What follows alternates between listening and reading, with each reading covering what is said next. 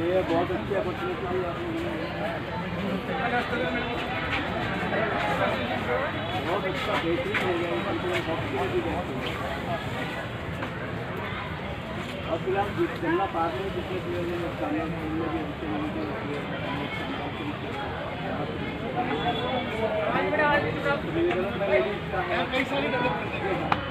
फिलहाल ग्राउंड